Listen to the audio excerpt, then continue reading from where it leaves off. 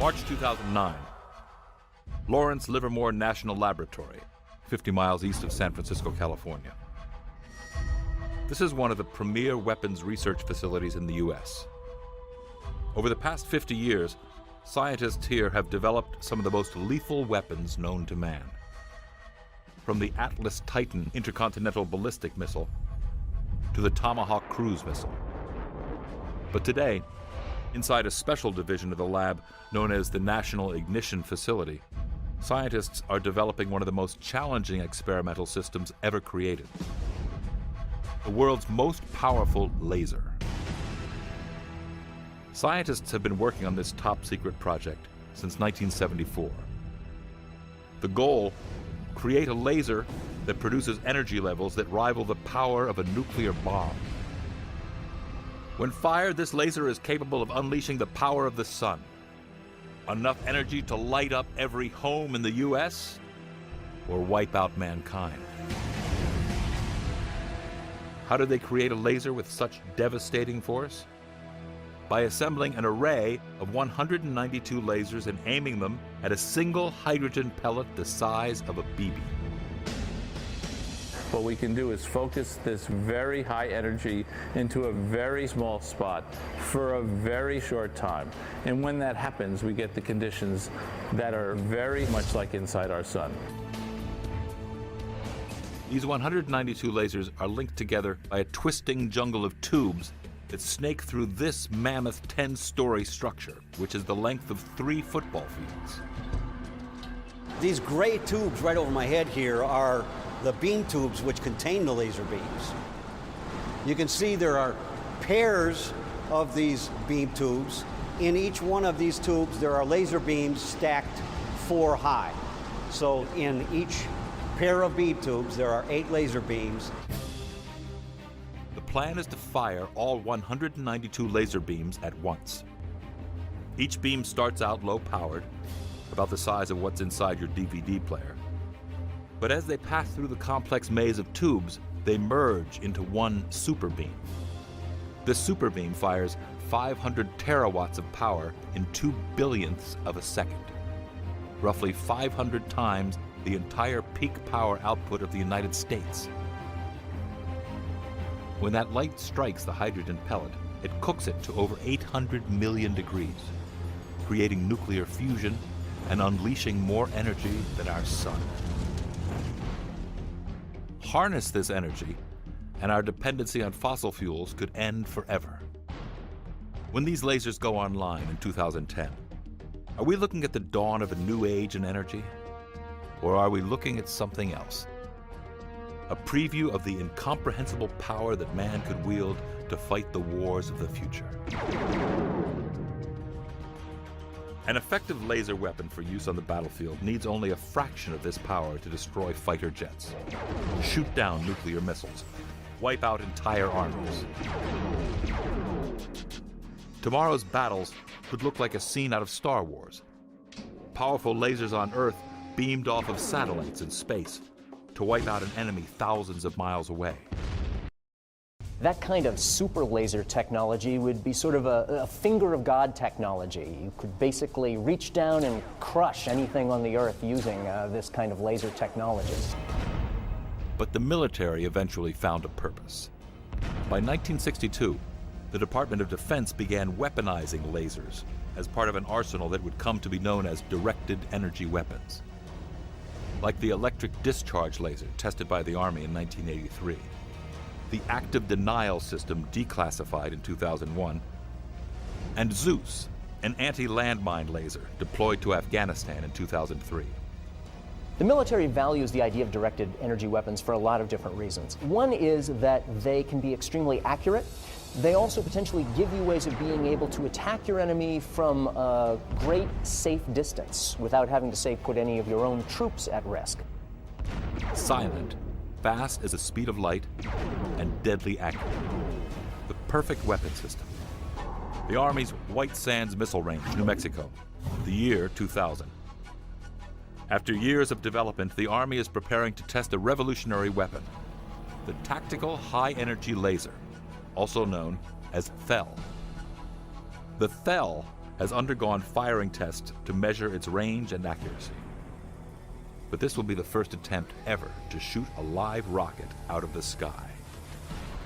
The Pentagon wants this weapon deployed by 2015. This is a critical test to determine if they're on track to meet that goal. The first of its kind, it has the power to shoot down most anything that flies, from cruise missiles to unmanned aerial vehicles, even planes. It has a range of approximately 6 miles. The THEL is designed so that radar scans the horizon for threats. When it detects one, like an incoming missile, it will lock onto the target and calculate its trajectory. The THEL will then swivel towards the target and fire a high-powered laser beam. The beam is a few inches in diameter, but powerful enough to burn through steel. Within seconds, the intense heat from the laser will destroy the rocket in midair. This test, filmed on June 6, 2000, could determine the fate and the future of large-scale laser weapons. The THEL is about to attempt to do something no laser weapon has ever done. Shoot down a 122mm Katyusha rocket carrying a live 66-pound warhead and traveling at a speed of Mach 1. The moment of truth. A signal is given, and in this actual footage of the test, the Katyusha rocket is launched. Radar locks onto it, the laser takes aim, fires, and in a flash, history is made. And we enter a brave new world. For the first time ever, a high-powered laser shoots down a rocket. At that point, the general who was overseeing the test said, "We've just turned science fiction into reality." Again, in slow motion, the Katyusha takes off at a speed of 760 miles per hour. After the radar locks on, you can see the high-powered laser illuminate the warhead. The temperature of the laser beam is over 1,200 degrees Fahrenheit. On contact, the laser starts to heat up the quarter-inch thick rocket casing. Within a second, the rocket is destroyed. Death and destruction at the speed of light. This is a place where aerodynamics is advanced by light years. Here, secreted away in a hangar, is a revolutionary aircraft. The Air Combat Command's USAF YAL 747. It's not the speed or how high it can fly that makes it so special. It's the cargo.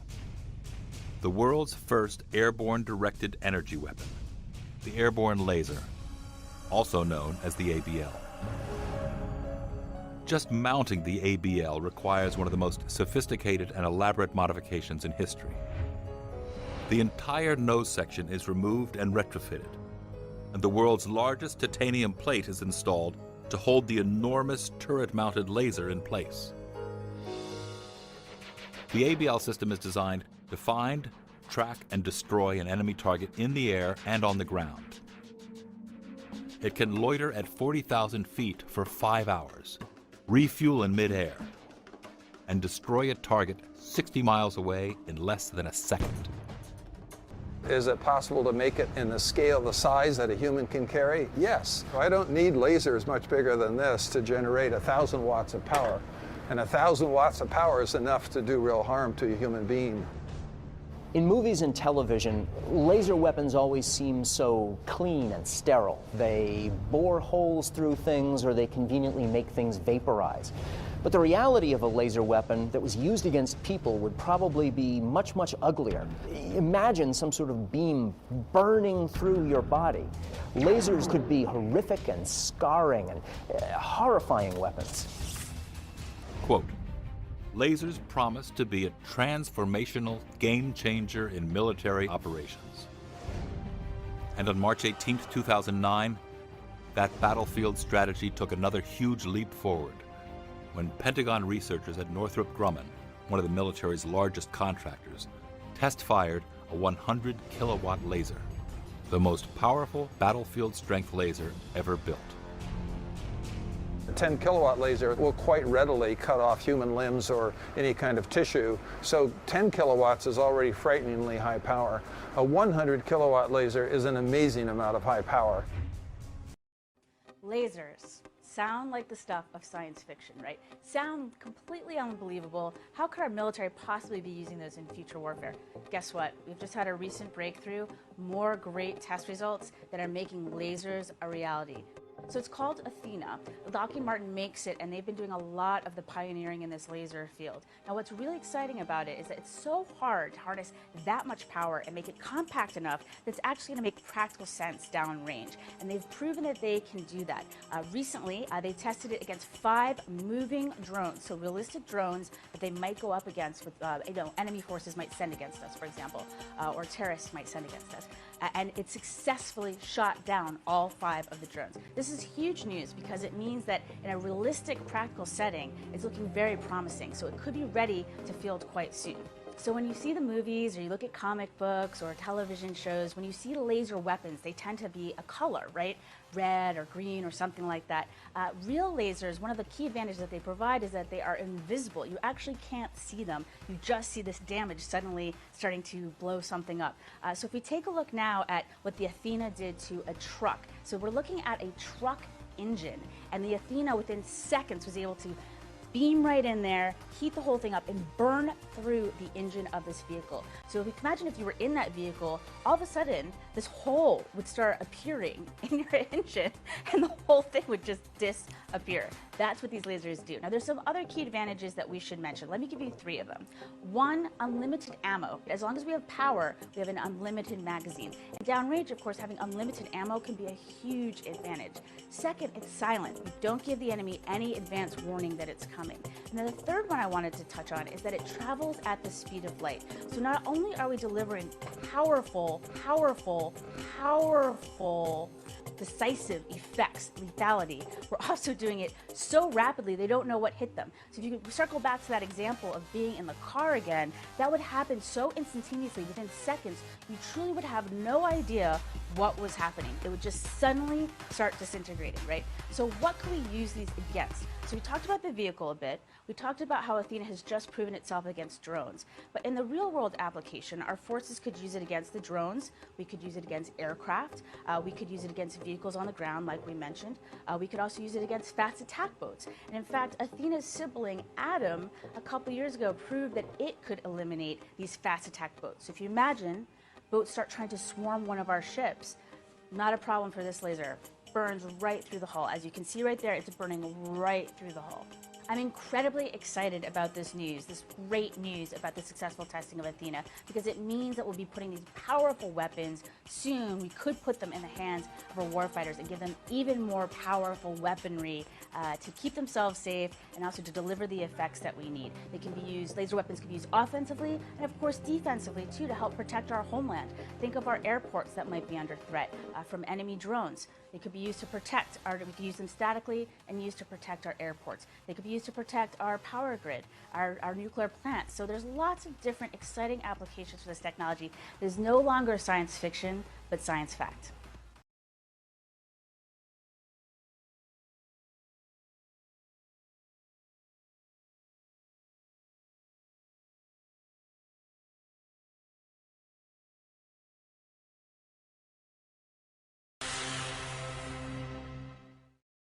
You never want a serious crisis to go to waste.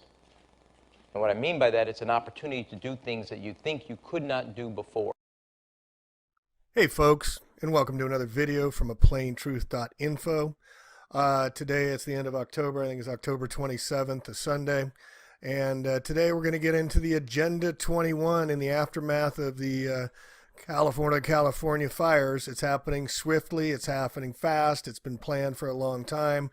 This was premeditated. I'm going to show you how it was premeditated, and there's some really nefarious stuff going on here. So this is an article from today's Sunday paper in the Press Democrat. Actually, it's October 29th, sorry. And footprints of the wildfires. And you see what's happening here. The Fountain Grove neighborhood, which I'm going to show you pictures, and we toured yesterday, as well as the Mark West Springs area, Safari West, and the Calistoga Napa wine country. This was called the Tubbs Fire. And you see the footprint here. The red is where this fire occurred here in 2017. And then the other fire is the Hanley fire in blue. And guess, can you figure out what they're going to do, folks? Well, here, first look at these pictures. Let me open this up. Here's some of the pictures of the devastation. And you'll notice that there's areas that were completely, absolutely torched down to the ground. Nothing left. This fire only happened within a couple hours, folks. You see a home perfectly fine here, and everything else is destroyed. And you look at just the decimation that went on in these areas around golf courses, again, around major roads. Check out this. Look at this car, folks. What does it take to melt all the plastic, all the glass, and melt it down? No tires, down to the steel rims. What kind of heat does that take? I mean, the devastation here is absolutely mind-blowing when you drive around all the areas and see that several areas had complete devastation while other areas had selected devastation. But the trees, we'll get into that in a minute, but the trees were fine in a lot of areas. Now you can see here, look at this home here. This home is perfectly fine, but it destroyed it all the way around here. How did it miss that home? Wonder who lives there, a couple people were asking about. Maybe we could look into this. But look at the total devastation, and there's another house perfectly standing where everything's burned around it, and the fire came right up to it. And look at this main street here, the devastation. It had to jump all the way across 4 lanes of road, the fire did. But the devastation, you just got to see it to believe it. I mean, it's just unbelievable. Look at this house standing. Everything else is destroyed, but one house is left standing, 2 houses. I mean, this is just unbelievable. It's still, to this day, going around and looking at everywhere. Look at this house standing here. Look at the rest of the houses all around them are fine. Somebody should do a check on the Zillow and find out who lives in these houses and see if there's any connection to laser companies or officials or anything like that. But what I want to get into right now is what the Press Democrat has put in their paper. And again, here's the Tubbs fire and the Hanley fire from 1964. And what they're doing is they're making a fire hazard severity zone. They're declaring that the Fountain Grove area is a fire severity zone where they're going to start to question whether or not they should rebuild in the entire area. We're talking over 500 homes here. I kid you not. Hang on a second. So I want to give you a picture here of this heat map. And this shows the fire before and after pictures. And you can see the red here is all vegetation. And if I move it over this way, you can see all the vegetation and the homes destroyed. I believe this is in the, this is in the Fountain. And then you click over this way and you can see where the homes were. But how did the fire possibly cause all this damage. So to show you here, this is a very cool map. I'll put in the show liner notes, but here's the before. And you just pull it across. Included these exact areas for retargeting, for green design, Agenda 21 stuff. And I'll put that in the show notes as well. But they're rolling out the Agenda 21 here in the local news, and showing you these articles here. Santa Rosa contractor builds tiny homes for Sonoma County fire victims. This was right after the event. You've got these people all happy that they have a little home that they can live in. It should be noted that a few years ago, on the same exact day, the New York Planning Department, New York City, and San Francisco City Planning Department at the same time, exactly the same day, approved stack-em and pack-em houses of, I believe, 250 or 275 square feet on the same day. And now we're seeing Agenda 21 in action up here.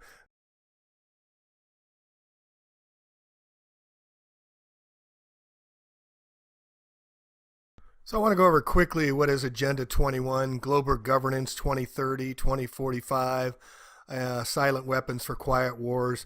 All of this has been reported and been forecast now for decades. This report from Iron Mountain, this was done, I think, in the 70s, talked about how they were going to reorganize Global Governance 2025, about how they're going to reorganize these two documents. I'll put in the show notes: Silent Weapons for Quiet Wars, Soft Power, report from Iron Mountain, should be critical reads by everyone. And then with Pacific Partnership, Codex Alimentarius, ban vitamins, nutritional supplements, local grown organic foods, promoting vaccines. This is a very important quote here. There's a traditional ruling class, a superclass that agrees on establishing a world government. I submit they already have a world government. Your debt follows you everywhere except for Korea, North Korea, Iraq, Iran, and Syria, formerly Afghanistan, formerly Iraq, and now they're taking over Libya. So centralized power wants central banking. The goal of the superclass is not to lose their wealth and power to transnational middle class, but to extinguish the notion of a middle class and to transnationalize a lower, uneducated, labor-oriented class through which they will secure ultimate wealth and power. The economic crisis serves these ends. Well, we're over $21 trillion in debt in this country, and it'll be very, very easy for them to crash the economy now and destroy the middle class in its entirety. Right now, they're doing the slow boil. So what is Agenda 21? For teaching our children that we are the parasite and we must preserve this environment to imminent domaining large swaths of property, Agenda 21 is in full force today. Using terms like localism, sustainability, communitarianism, and voluntarism to steer those in rural and suburbs into stack and pack micro apartments for better control, the agenda is nothing more than a massive corporate land grab for what is left of our precious natural resources. Okay, now this is the precious national resources here map, and I'll include this, and it's a very important map to study. This is the United Nations Convention on Biological Diversity Wildlands Project, UN and U.S. Man and Biosphere Programs, and World Heritage Program as a vital step in attaining sustainable development. For whom? This red here, core reserves and corridors, little to no human use.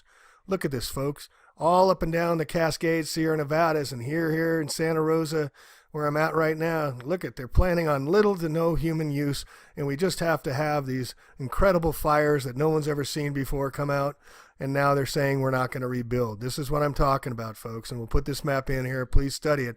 But look at the heavy preponderance of activities of no human use in the entire Pacific Northwest and in California, and then down here in New Mexico and Arizona. This is all part of their plans. Sustainable development addresses land use through two action plans. The first of which is the Wildlands Project, is a plan to eliminate human presence on over 50% of the American landscape and to heavily control human activity on most of the rest of the American lands, I kid you not. Areas that have become biosphere reserves and heritage sites are systematically being closed, even to recreational use. The most significant tools of Wildland Project are the rapidly expanding impositions of habitat protection in the endangered species and various conservation easements as well. So if we click over here, We can see the Agenda 21. This is their stated plan, folks. It's in their documentation. The biodiversity is seeking to end national sovereignty, state planning and management of all land resources, finances, ecosystems, deserts, forests, mountains, oceans, and fresh waters, biotechnology, and ensuring equity. The state to define the role of businesses and financial resources. Abolition of private property. Restructuring the family unit. Children raised by the state. This is why they're having the preschool increases and getting kids from 0 to 3 into schools. People told what their jobs will be. This is why in the Common Core they're taking all the kids' school documentation so they can organize the kids into the jobs they're going to design for them. Major restrictions on movement. Also, the minimum wage to $15 after they haven't raised it in like 15 years. That's another part of it. Everybody's going to be making $15 an hour, so all they can afford is stack them and pack them. Creation of human settlement zones. Mass resettlement as people are forced to vacate land where they currently live, dumbing down education, and the mass global depopulation in pursuit of all above. The Local Governments for Sustainability, or ICLEI, and other organizations are integrating a plan into every village, town, city, and region, and it's already becoming widespread across the world. I can leave the notes in here, but here's a very important lady, Rosa Corey. She wrote Behind the Green Mask, the UN Agenda 21. I highly, highly recommend you read this book. It's very critical. She's here in Santa Rosa. She documented years ago what was going to happen along with Deborah Tavares. And also we've had updates. I've gotten some comments that Deborah Tavares is alive and well, so that's really good news. And the others that haven't gotten into the Georgia Guidestones, the very last thing, number 10 on the commandments of the Georgia Guidestones is don't be a cancer on this earth. Leave room for nature. Leave room for nature. All right, so let's get into a little bit of how they're adapting the Agenda 21 right here in Santa Rosa after these firestorms that started October 29th. They're moving very, very quickly. This is the danger opportunity. When written in Chinese, the word crisis is also the other represents opportunity. Here's a little picture, the most selective forest fire in history. You can see it burned down all these houses. Didn't burn that house, didn't burn the tree. These are eucalyptus people. Eucalyptus trees go, you can breathe on them and eucalyptus will catch fire. I mean, this is ridiculous, folks. It was targeted, it was selected, directed energy weapons.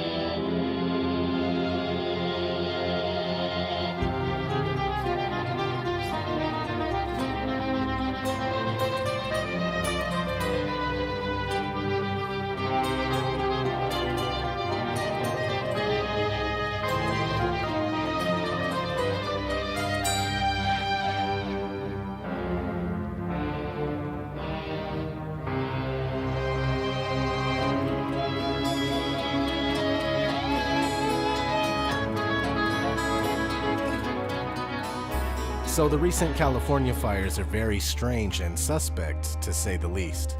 We have specific areas being burned, like energy was being directed at certain things.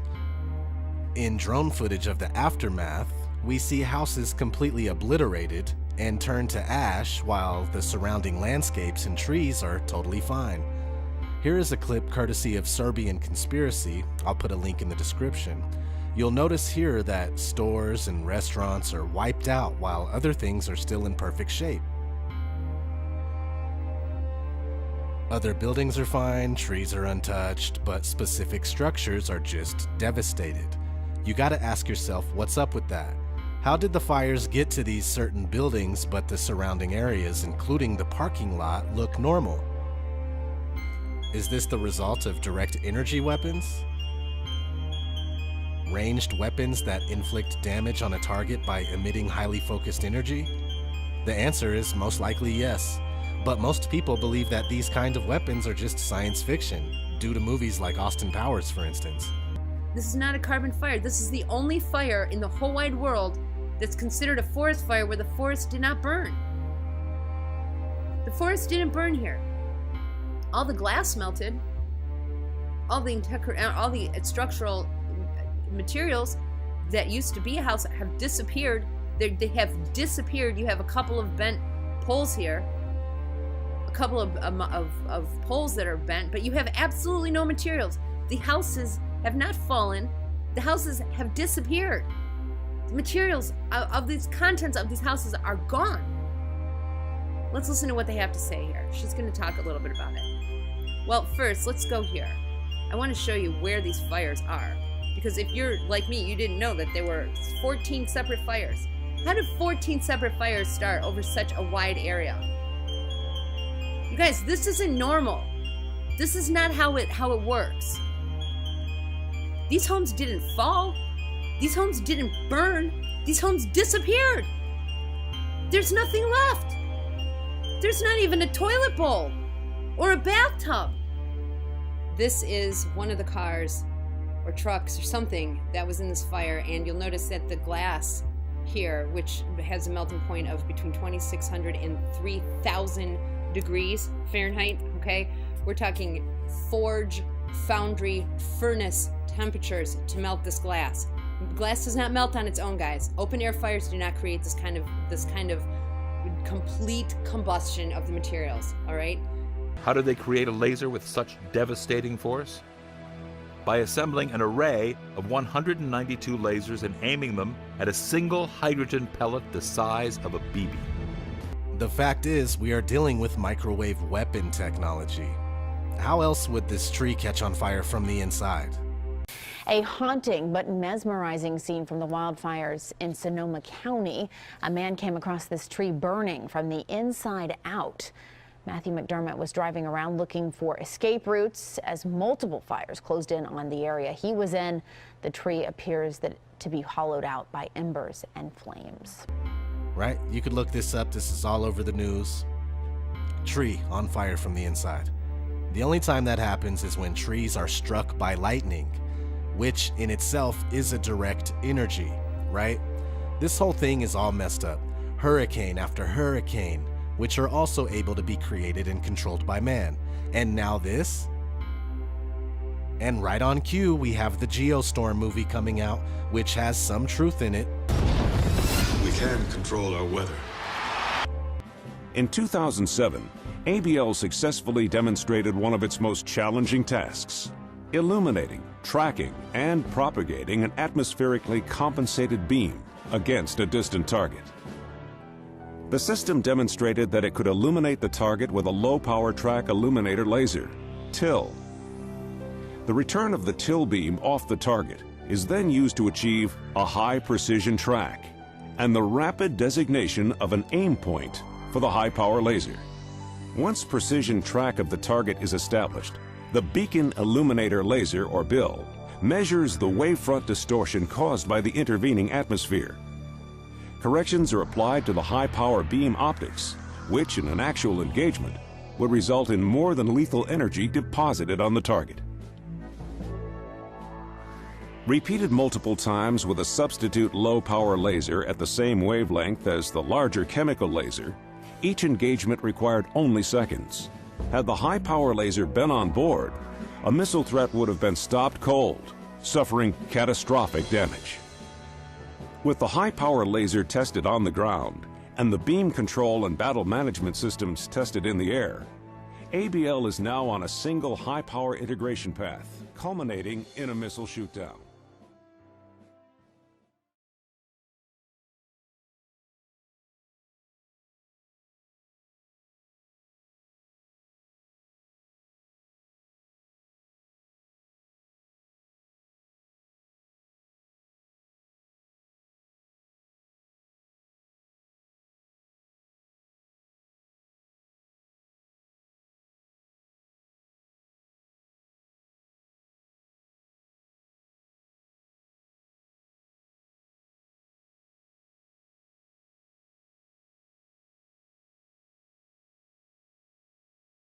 Wong. Top story, Santa Barbara. 10,000 acres of wooded residential land were scorched in an instant when a laser cannon aboard the Strategic Defense Peace Platform misfired today during routine startup tests. Casey? Yes, it was a day of mourning for the families of 113 people known dead at this hour. Among them, 2 former United States presidents who had retired in the Santa Barbara area. A day of mourning for a country.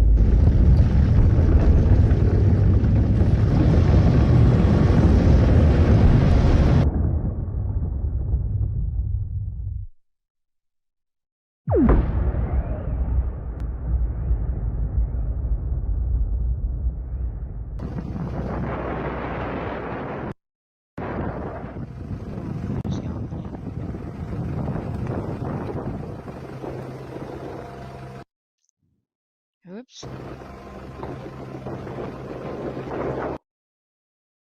Now look at this. The fire supposedly is a wildfire, so it's spreading through the vegetation. Okay. Now the vegetation here still got its leaves on, and all the thin branches which should have been the first ones to burn are still there.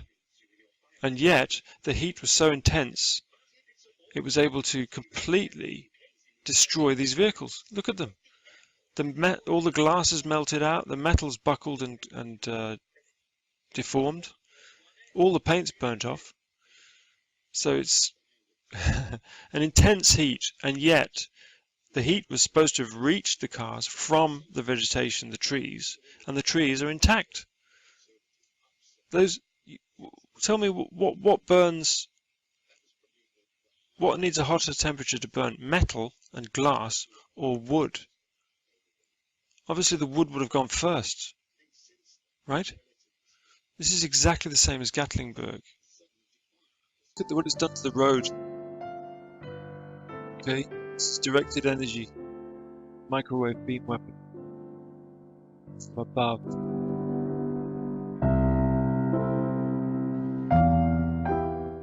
This is the same way that they brought down the Twin Towers. Same technology. That's why it takes so long to burn a body. You have to have it in a furnace, or to melt metal. You have to have it in a furnace. It doesn't happen like this. This does not happen in open air. Unless there's something really messed up. And see, what I'm saying is that all the building contents, everything that was here, all the drywall, all the metal, all the steel beams, all the wood, everything is just completely turned to dust. That doesn't happen on an open air fire. Clearly, because if it did, then these trees would have been burned. But there's something that's happened inside these buildings, something specific that messed this all up.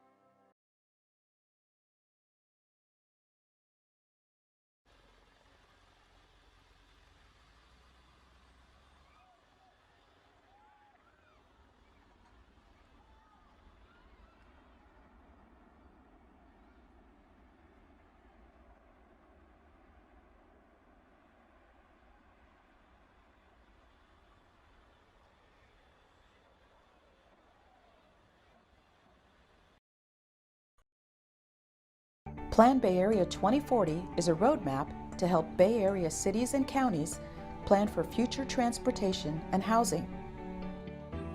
How and where should we accommodate more people and more jobs? How should our transportation system support this growth? What policies do we need to achieve goals for a strong economy, healthy environment, and more social equity? Our challenge is to plan for expected growth while preserving the unique character of our communities. The Metropolitan Transportation Commission, or MTC, and the Association of Bay Area Governments, or ABAG, update the region's long-range plan every 4 years to incorporate new visions, strategies, funding, and public comment. The Connected Neighborhoods scenario emphasizes expected growth in people and jobs in areas near major transit corridors, prioritized by cities as being the best places for new development. Expansion of roadways would be limited, with more focus on modernizing and expanding our transit system. Investments in bicycle and pedestrian infrastructure would help create more walkable and bikeable downtowns. Look, you can see, can't you? Trees a bit damaged here, but around the trees have even got leaves on. Look, and yet the houses have completely been destroyed. Completely. This looks like. So yeah, the trees have still got leaves on them and little branches and twigs. What I'm saying is that the heat originated here and then slightly singed the surrounding area. It did not reach the houses from the surrounding area, because the surrounding area would have had to be completely incinerated. And then they're untouched, as he says. Highly. But again, this was coming from above. These were directed energy weapons. They were torching and murdering people in their homes, fried in their homes. The body count, we will not know the true body count ever. They will never give it to us. But there's many, many people that perished in their homes. Just like in the Hurricane Harvey, the floods came in the middle of the night. Both started about 1-2 a.m. They didn't have a chance. So here, Take a Walk has the moon, and you'll see the blue, the flash. There it is. See the flash? There it was. This is another cell phone recorded as well. There's another beam right there from a cell phone recorded. Prima facie evidence, folks. Here it is. Trees. That is the craziest. Ever seen trees burn like this? Seen. No one has. It's hollowed out the tree. From the inside, not on the outside. Fire and how do trees burn from the inside and not on the outside? Straight up the middle of a tree. It had to be directed energy weapons, folks. They torched the place with thousands and thousands of degrees, targeted certain areas, certain people, certain homes, certain businesses. Agenda 21, weather war terrorism. That is nuts. This wasn't a forest fire, because look at the forest did not catch on fire. But the house disappeared. The house is gone. The materials in this house are absolutely 100%, they're just gone. There's nothing left. Now this one really, you guys, this one, if you guys don't see September 11th all over this, then you guys are blind, because look at this, this is an I-beam. This is a steel I-beam, and it's just completely twisted and bent. These are some sort of weapon, energy weapon. This is something, I don't even know what to say, you guys, but this is not a fire.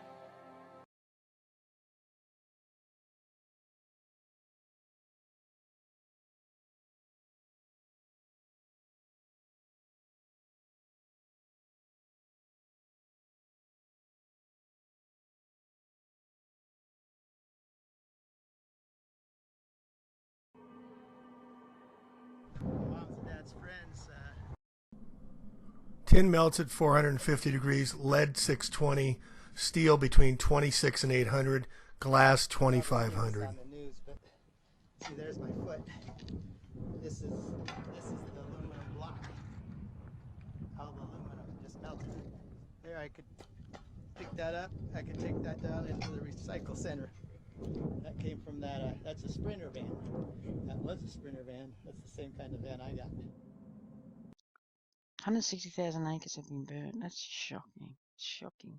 What's the agenda, guys? And how many people got killed in this? This is murder. If that's the case, it was directed energy, but it's murder, right?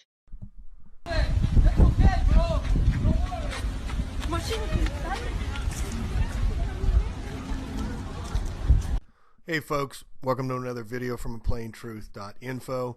Here's more proof positive. Blue laser lights, which people are reporting.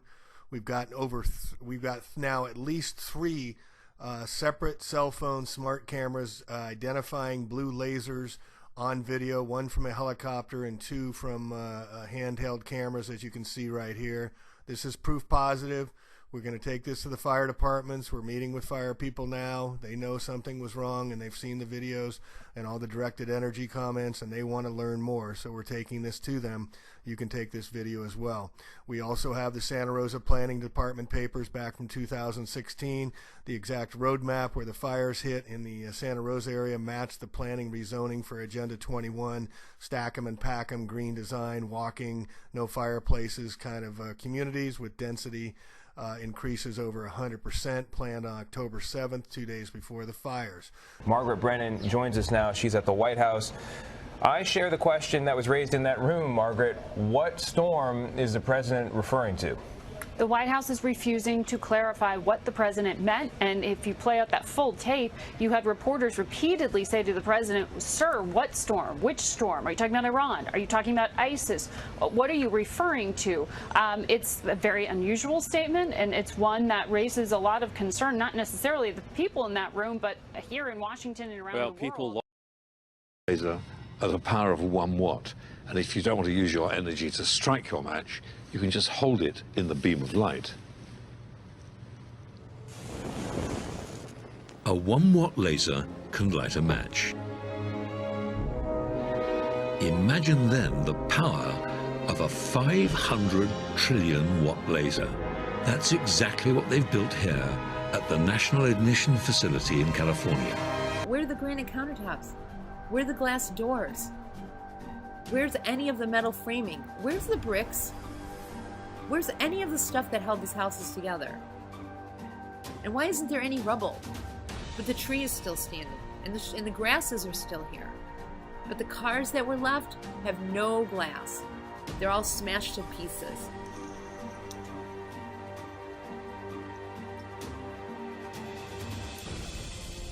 Look at this, the garbage cans.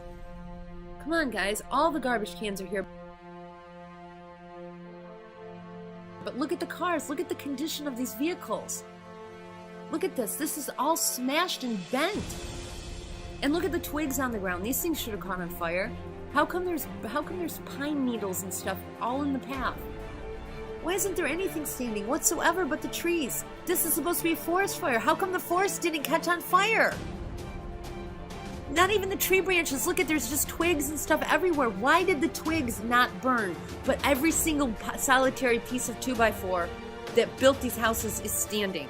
I mean, isn't standing, it's gone. It's all disappeared. There's no aluminum siding, there's no bricks, there's nothing.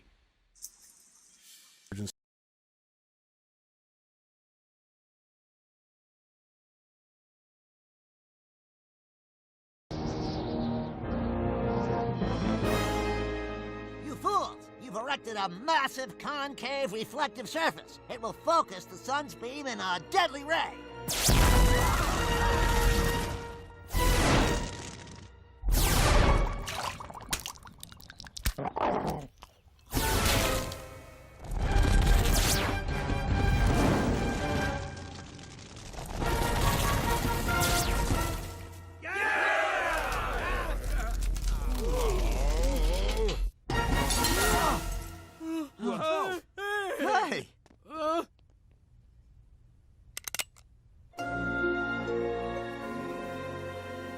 First off, I'd like to thank the good people at Tianjin Smelting and Mining and Donuts and Tops for neutralizing our wonderful, deadly new lard lead.